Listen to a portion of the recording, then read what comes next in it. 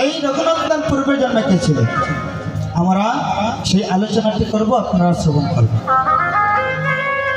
মহাপ্রভু আমার সব ভক্ত বৈষ্ণবকে নিয়ে হরির নামে মেতেছে, হরির নাম করতে আছে।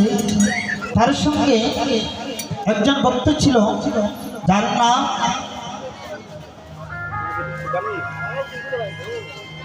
মুকুন্দ সরকার, যার নাম মুকুন্দ সরকার।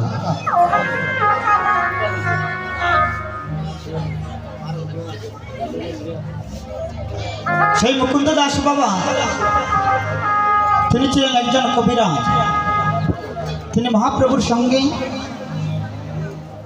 কীর্তন করতেন, গান করতেন। হঠাৎ একদিন মহাপ্রভু মুকুন্দ দাসকে বলছে, মুকুন্দ, মুকুন্দ একটু এদিকে আসো। আসতে, মুকুন্দ তুমি এদিকে একটু আসো। বলছে, প্রভু কেন?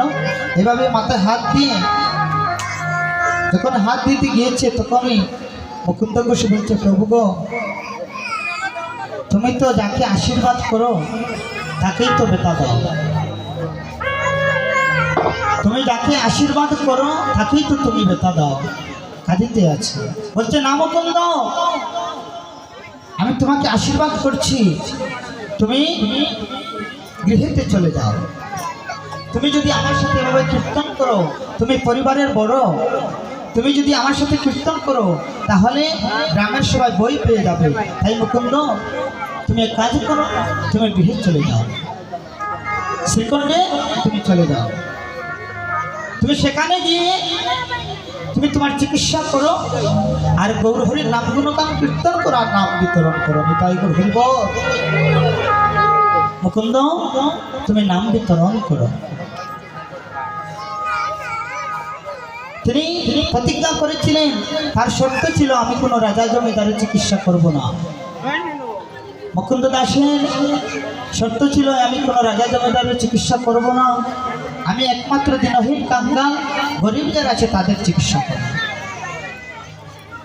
ও বাবা, আজ সেই মুকুন্দ সরকার গৃহেতে গিয়ে আমার গৌরহরির নাম গুণগান কীর্তন করছে, নাম বিতরণ করছে আর ভক্তদের চিকিৎসা করছে, রোগীদের চিকিৎসা করছে।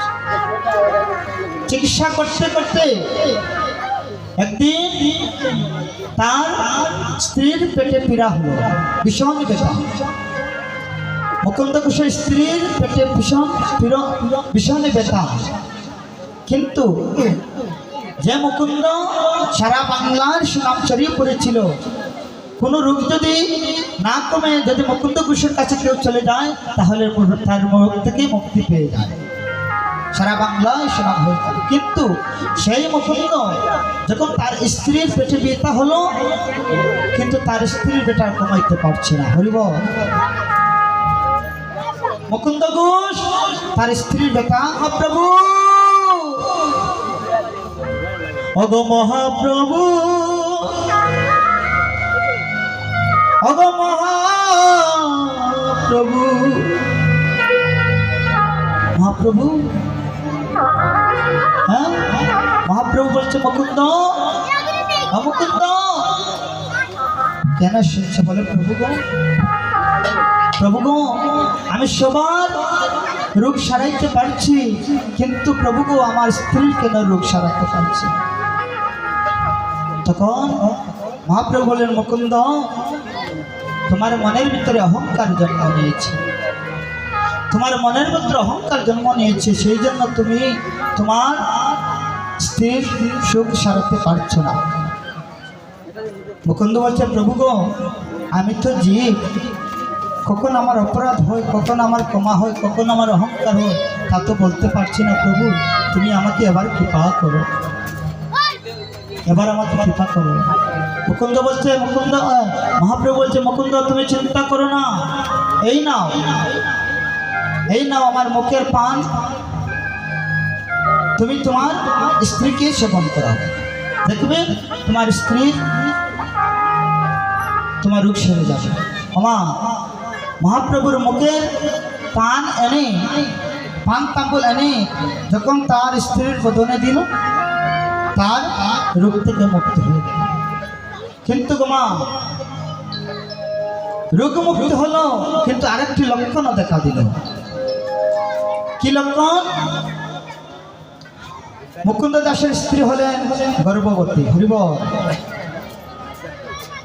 মুকুন্দ দাসের স্ত্রী হলেন গর্ভবতী। সেই গর্ভ হতে সন্তান কোন দিন জন্ম নিল? যেদিন সরস্বতী পূজা হয়েছিল সেদিন সেই মুকুন্দ ঘোষের স্ত্রীর গর্ভ থেকে জন্ম নিয়েছিলেন আমার রঘুনন্দন। তাই গুরু হরিব। সেই রঘুনন্দন ছোট্ট শিশু বাবার সাথে ভাগবত কথা শ্রবণ করছে। বাবার বলছে, বাবারে শোনো, তোমার মধ্যে একটি ছোট্ট শিশু ছিল, যার নাম প্রহ্লাদ। যার নাম প্রহ্লাদ। তার পিতা হিরণ্যকশিপু ছিল অসুর, কিন্তু প্রহ্লাদ তাকে এমনভাবে ভক্তি করে, এমন তাকে সন্তুষ্ট করেছিল, ওই মাটির স্তম্ভে হিরণ্যকশিপু বলেছিল প্রহ্লাদকে, প্রহ্লাদ তুমি বলো তোমার শিহরি সব জায়গায় আছে, তাহলে তোমার শিহরি কি ওই মাটির স্তম্ভে আছে? ওই মাটির স্তম্ভ কি আছে?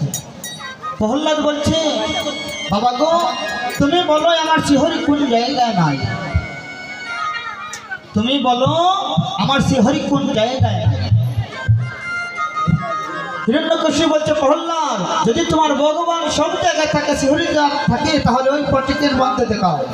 যখনই গোমা এভাবে হাত দিয়ে পা দিয়ে যখনই আঘাত করলো, মাটির স্তম্ভটা ভেঙে আমার শিহরি বেরিয়ে এলেন। তাই করে হরিব নিশ্চিত রূপে ধারণ করে হিরণ্যকশিপুকে বধ করে। সেদিন প্রহ্লাদের ভক্তি দেখিয়েছিল। বাবা মুকুন্দ ঘোষ আজ রঘুনন্দনকে বলছে, সেভাবে যদি তুমিও তোমার ভগবানকে ভজন করতে পারো, গোপীনাথকে ভজন করতে পারো, তাহলে দেখবে তোমাকেও একদিন ভগবান দেখাবে। তোমা পিতার সম্মুখ থেকে গো, বাবার কাছ থেকে তো শুনেছি, তাই সেও আজ নাম করে যেতায় যায় নাম করে। হঠাৎ একদিন মুকুন্দ ঘোষ আবার সবসময় সে আগে গোপীনাথকে নিবেদন দিত, তারপর সে প্রসাদ পেত। আজকে হল কি, যখনই আমার গোপীনাথের চরণে আজ ভোগ দিয়ে, যখনই এক পায়ে তুলসী দিয়েছে, যখন আরেক চরণে তুলসী দিবে, তখন একজন ভক্ত বাড়িতে আসলো। কবিরাজ ঠাকুর, কবিরাজ ঠাকুর, কবিরাজ ঠাকুর। আরে কি হয়েছে রে? বলে ঠাকুর মশাই তাড়াতাড়ি চলো, আপনি যদি না যান তাহলে আমার মা মারা যাবে। এখন তো মুকুন্দ ঘোষ বাবা বিপদে পড়ে গেল, কি করবে?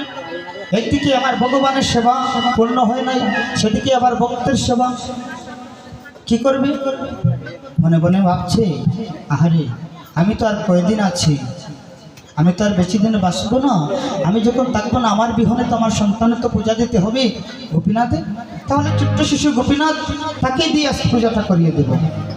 করিয়ে নেব। আজ আপনারা এবার এবার গোপীনাথ কি করলো? মুকুন্দ দাস মনে মনে ভাবছে, আজকে সেবাটা কি করবো, সেদিকে আমার ভক্তকে রক্ষা করতে হবে। যদি ভক্ত আমার জন্য মারা যায় তাহলে ভগবানের কাছে আমি ঋণী হয়ে যাব, ভক্তের কাছে ঋণী হয়ে যাব। তাহলে এক কাজ করি, আমার ছোট্ট শিশু যখন মুকুন্দ আছে তাকে দিয়ে আজকে, ছোট্ট শিশু যখন রঘুনাথ আছে তাকে দিয়েই আজ সেবাটা দিয়ে দেব। রঘুনন্দন, রঘুনন্দন বাবা তুমি একটু এদিকে আসো। কি বাবা? বলে বাবা ওই যে একজন ভক্ত এসেছে, তার মায়ের খুব অবস্থা খারাপ, আমি তাকে চিকিৎসা করতে হবে। তাহলে বাবা এক কাজ করো, তুমি আজকে আমার গোপীনাথের সেবাটা দিয়ে দাও, তুমি আর আমার গোপীনাথের সেবাটা দিও। বলে বাবা আমি যে সেবা দিব আমার তো মন্ত্রের জানা নাই, আমার তো মন্ত্রের জানা নাই, মন্ত্রের জানা নাই। মুকুন্দ দাস বলছে, গোপীনাথ এই রঘুনন্দন কি বলছে বলে মন্ত্র মন্ত্র বলে কি বলছে বাবা ভালো করে বলো বলে মন্ত্র বলে বাবা তোমার মন্ত্র লাগবে না যদি তোমার মনে মন্ত্র যদি সত্য থাকে তাহলে আমার গোপীনাথ গ্রহণ করে নেবে আজ কি করলো গোপীনাথকে বললো রঘুনন্দনকে বললো মুকুন্দ ঘোষ রঘুনন্দন তুমি আজ আমার ভগবানের সেবাটা দিয়ে আমার ছোট্ট শিশু হাতে মায়ের নাড়ু দিয়েছে আজ নাড়ু নিয়ে ঠাকুর ঘরে গিয়েছে গিয়ে বলছে গোপীনাথ ও গোপীনাথ গোপীনাথ সেবা করো ওহো তোমার তো ভালো লজ্জা হয় আমি ওইটি ঠাকুর ঘরের দরজাটা লাগানো হয় না সেই জন্য বুঝি তুমি কাঁদছো না আচ্ছা আমি দরজাটা লাগিয়ে দিচ্ছি ও বাবা দরজা লাগিয়ে দিল তবু ভগবান কাঁদছে দেখুন ভক্তি করতে হলে আমার ভগবানকে ভালোবাসতে হলে শিশু হতে হবে শিশুকালে বোঝে কৃষ্ণ কৃষ্ণ পাবার আসে যৌবনেতে বোঝে কৃষ্ণ আসে কৃষ্ণ আসে আরে যৌবনেতে বোঝে কৃষ্ণ আসে বলছে গোপীনাথ তুমি সেবা করো মা তবু গোপীনাথ সেবা করছে না বলছে হ আমার পিতা তোমাকে প্রতিদিন মন্ত্র বলে সেবা দেয় সেই জন্য আমার মন্ত্র জানা নাই সেই জন্য তুমি সেবা করছো না ওহো বুঝেছি আমি তো মন্ত্র জানো নাই সেই জন্য তুমি ওহো তোমার হাতে বাঁশি দেখছি বাঁশির জন্য হয় তুমি সেবা করতে পারছো ওমা বাঁশিটা তুলে দিই আজ বাঁশিটা হাত থেকে আজ বাঁশিটা হাত থেকে দিয়ে বলছে প্রভু গো এবার তুমি সেবা করো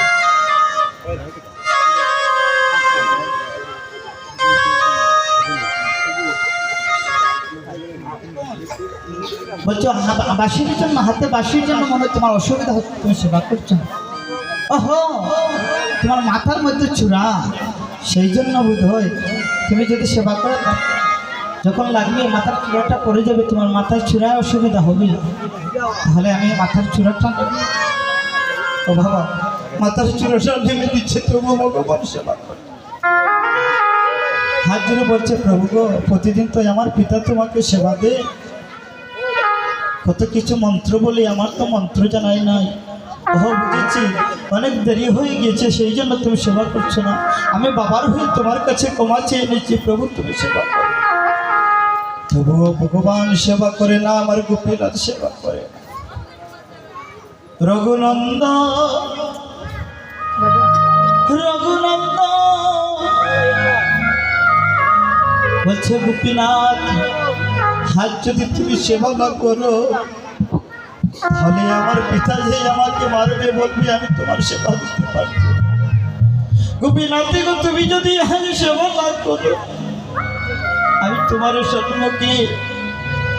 সম্মুখে আমি মাথা টুকে টুকে মরব গোপীনাথ তুমি সেবা করো গোপীনাথ সেবা করো আজ যদি তুমি সেবা না করো আমি তোমার সম্মুখে মাথা টুকে টুকে যখনই বাবা মাথা টুকে টুকে প্রাণ ত্যাগ করতে যাবে সেই সময় আমার গোপীনাথ হাত বাড়িয়ে দিয়ে বলছে রঘুনন্দন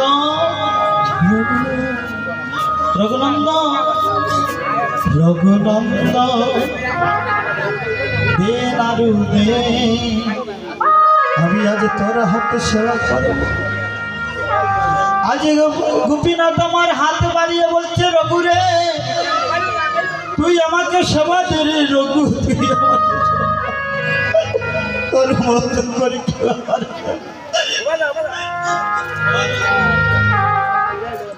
রঘু রে তুই আমার হাত নাড়ু দে রে রঘু আজ তোর হাতে আমি সেবা করব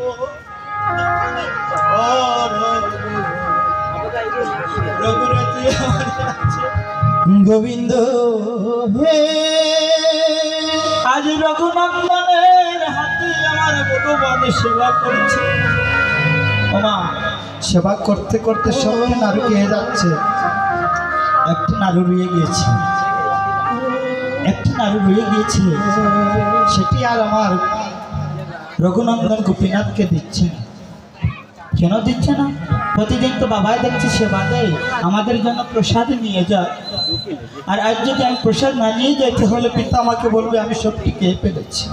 তুই ঠাকুরের পূজা দিয়েছিস না নিজের পেট পূজা দিয়েছিস? গোবিন্দ একটা রেখে দাও, গোপীনাথ একটা রেখে দাও। গোপীনাথ বলছে না রে রঘু, তুই আমাকে সেটিও দে রে রঘু, আমি সেটিও খাবো।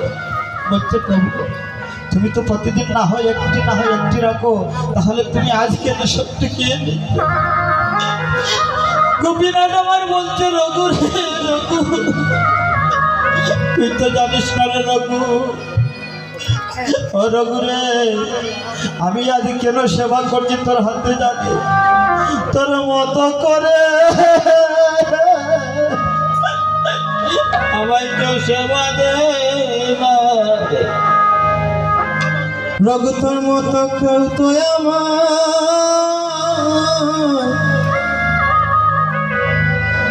সেবা দে না রে।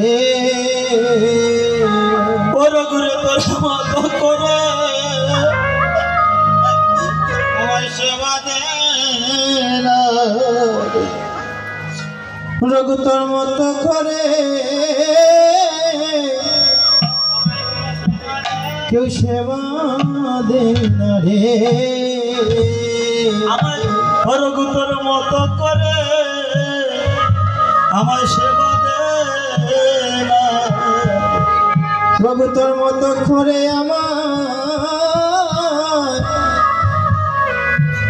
আমায় সেবা দে না রে।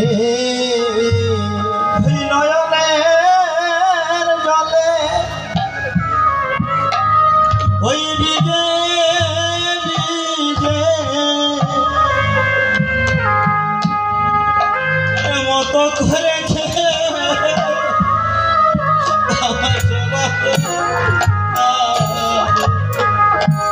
ওই না নয়নের জলে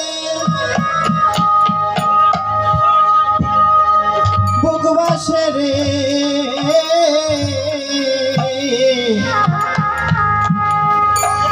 বলি তোর মতো করে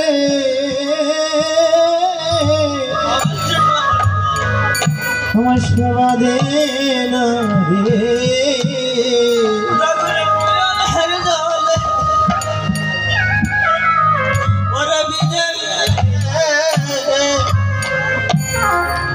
বলি তোর মতো করে আমার সেবা দে না। বলি নয়নের জলে ওরা বিজে না রে,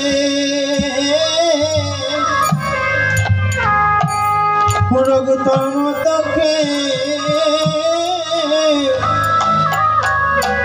আমায় সেবা দে না রে। ও তুই দে দে রে রঘু আমার নারু দে, ও তুই দে দে আমায় নাড়ু দে। ও রঘু রে দে দে আমায় নারু দে। রঘু দে দে আমায় নাড়ু দে। ও রঘু রে, তোর হাতে আমি সেবা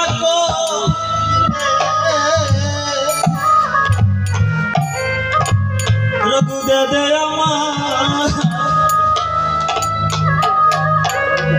আমায় নাড়ু দে। ওই না তোর হাতে আমি সেবা করব রে, বলি দে দে রঘু আমার নাড়ু দে রে। তোর মতো করে ও কেউ সেবা দে না।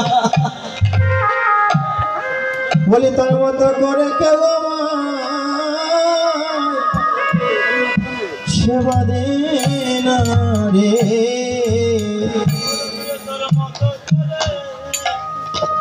ওকেও সেবা দে। বলে তোর মতো করে কেউ আমায় সেবা দে না রে ওর ঘরে নয়নের জলে ওরে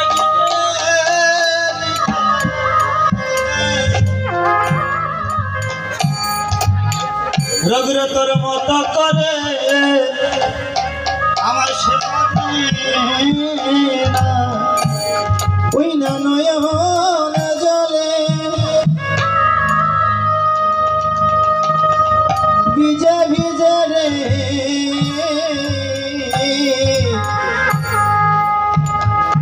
বলি তোর মতো কে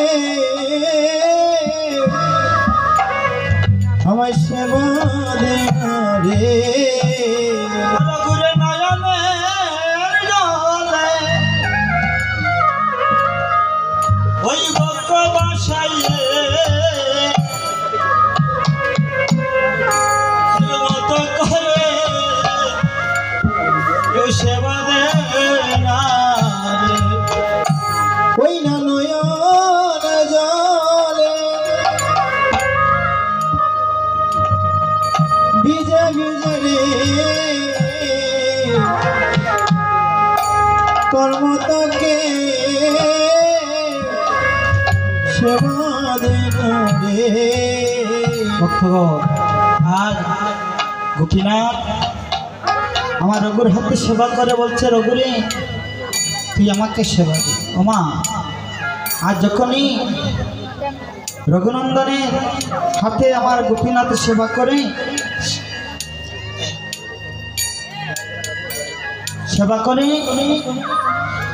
আজ প্রসাদের তালা নিয়ে যখন মন্দির থেকে বের হয়েছে, রঘুনন্দনের মা আজ বলছে, রঘুনন্দন কি রঘুনন্দন ও রঘুনন্দন প্রসাদ কোথায় বাবা? আমাকে প্রসাদ বলছে, মা গো আমি যে প্রসাদ দিব, আমার কাছে তো প্রসাদ নয়, সেও আমার গোপীনাথ চেয়ে দিয়ে। মা এই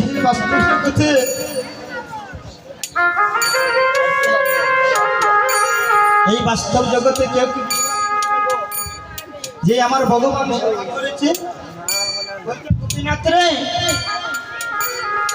রঘুনন্দন রে, তুই নিজের সেবা করে আর বলছিস, তুই নিজের সেবা করে বলছিস তোর গোপীনাথ সেবা করেছে না। না রে রঘু, আমি তোর কথা বিশ্বাস করতে পারছি না।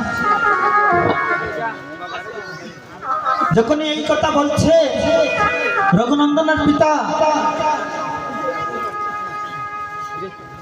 রঘুনন্দনের পিতা মুকুন্দ ঘোষ বাড়িতে এসে তখন রঘুনন্দনের মা বলছে, এইভাবে তোমার ছেলে আজ গোপীনাথের সেবা দিতে গিয়ে সে সব প্রসাদ নিজে গ্রহণ করেছে। বলছে না, আগামীকালকে আমার রঘুনন্দন সেবা দিবে, গোপীনাথের সেবা দিবে, আর আমি দেখব। কালকের মতো আজ গো মা, রঘুনন্দন আজ গোপীনাথের সেবা দিয়েছে, সেবা দিতে গিয়েছে, আর মুকুন্দ ঘোষ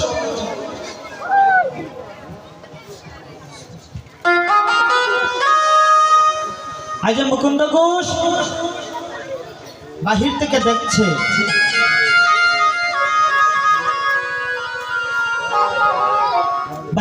দেখছে, কিভাবে আজ আমার রঘুনন্দন সেবা দেয় গোপীনাথকে। ওমা, কালকের মতো আজও কাঁদিতে আছে রঘুনন্দন। বলছে, গোপীনাথ, ও গোপীনাথ, আজ তুমি সেবা করো, যদি তুমি আজ সেবা না করো, তোমার দয়াল নামে কলঙ্ক রবে। ও গোপীনাথ, তোমার দয়াল নামে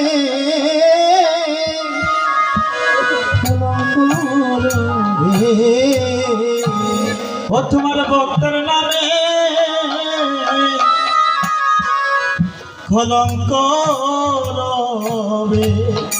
প্রভু তোমার ভক্তের নামে কলঙ্ক রবে। গোপীনাথ আজ যদি তুমি সেবা না করো, তোমার দয়াল নামে কলঙ্ক রবে। যদি আজ তুমি সেবা না করো হে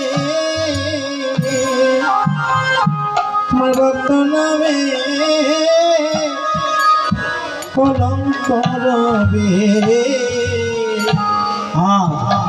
রঘুনন্দন যখন এই কথা বলছে, আজ আমার গোপীনাথ বলছে, রঘুরে তুই আমাকে সেবা দে। যখন এই কথা বলছে, সাথে সাথে মুকুন্দ ঘোষ দরজাটা খুলে, যখন এই দরজাটা খুললো তখন দেখি আর সেবা নাই। গোপীনাথের হাত মুকুন্দ ঘোষ, আজ মুকুন্দ ঘোষ আমার গোপীনাথকে জড়িয়ে ধরিয়ে বলছে, রঘুরে তোর ভক্তি আমাদের রঘুরে তোর ভক্তি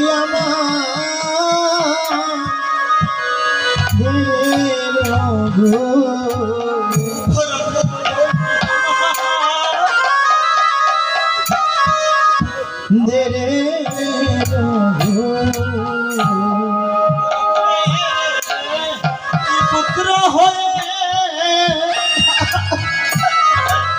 আমার গোপীনাথের সেবা দিলে, তোর ভক্তি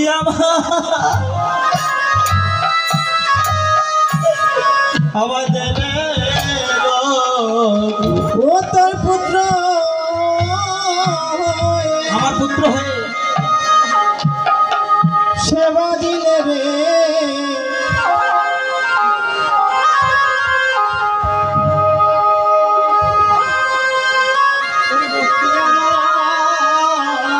আমায় দে রে। ও রঘুরে তুই পুত্র হয়ে গোপীনাথের সেবা দিলে,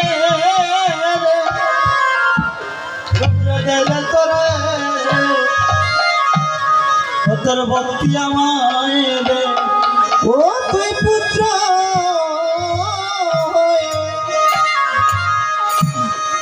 বলে সেবা দিলে রে, বলে দে রে তোর ভক্তি আমায় দে রে। ভক্তগণ, আজ পিতা হয়ে পুত্রকে খুলে দিচ্ছে। আজ পিতা হয়ে পুত্রকে খুলে ধরে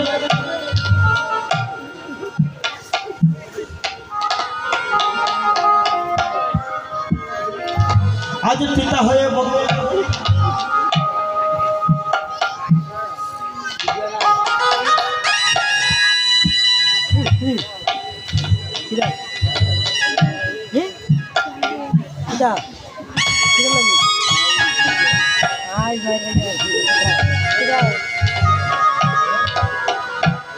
গোবিন্দ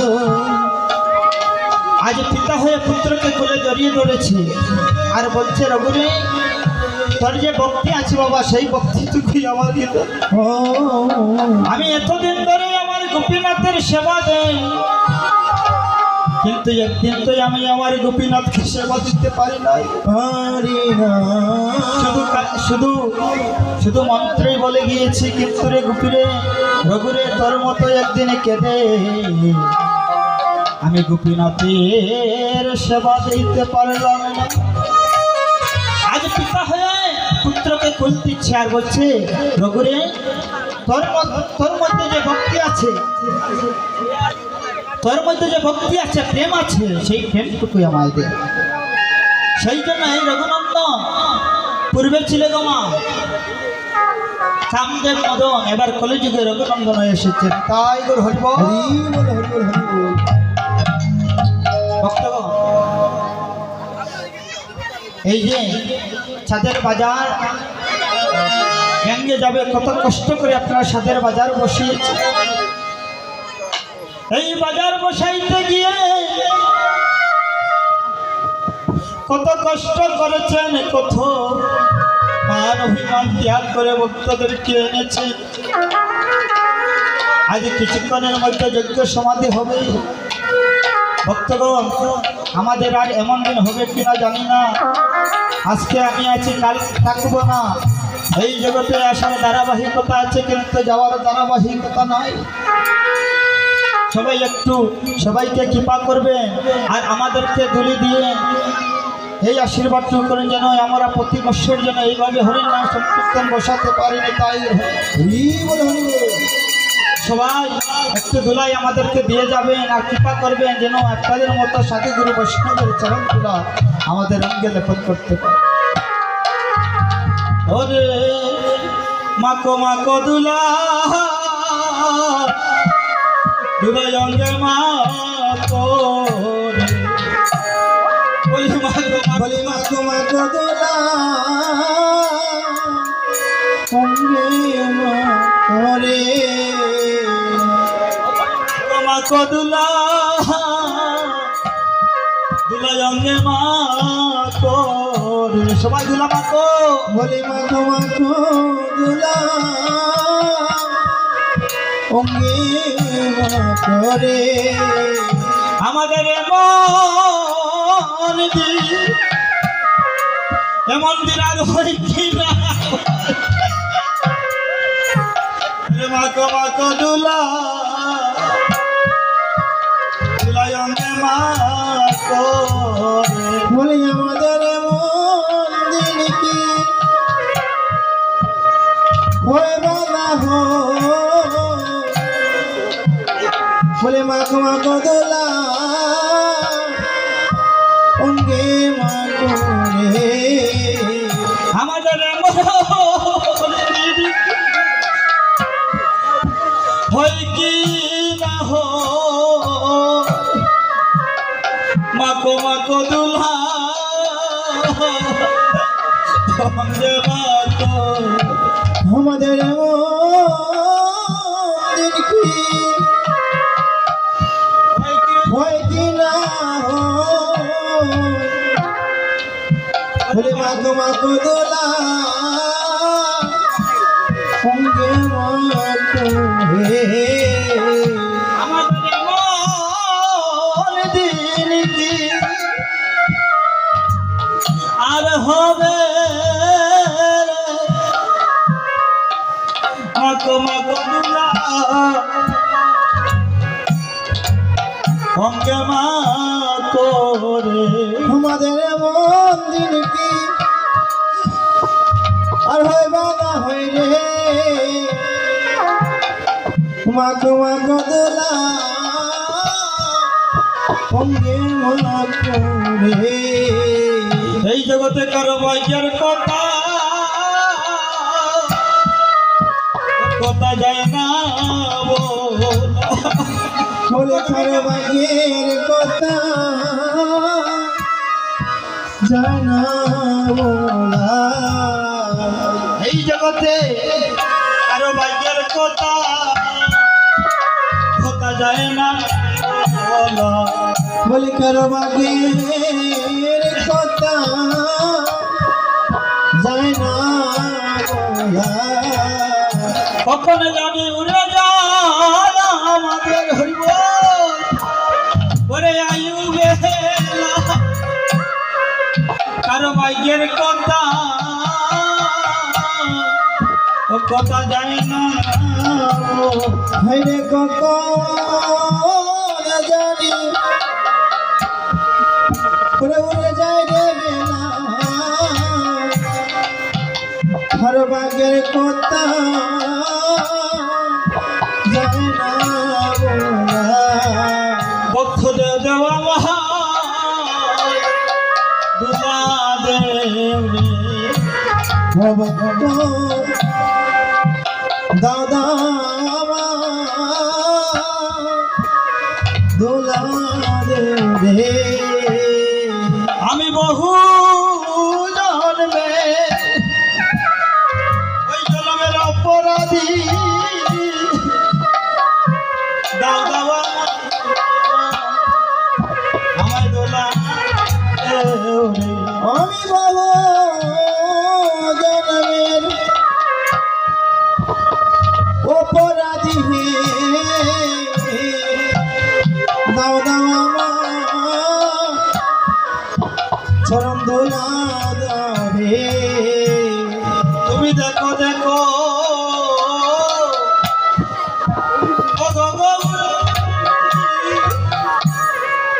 ও গৌর হরি তুমি দেখো গয়াসিয়া তুমি দেখো দেখো ওরে গৌর হরি ও হরি গো তুমি দেখো গয়া আসিয়া ও গৌর হরি গো তোমার ভক্ত দেখো কাদিকে আছে ওই না দুলা দেব ওই পরিয়া গো গৌর হরি দুলাতে পরিয়া ও তোমার তোমার ভক্ত বৃন্দ ওরে কাঁদিতে আছে দুলাতে পরিয়া গো দুলাতে পরিয়া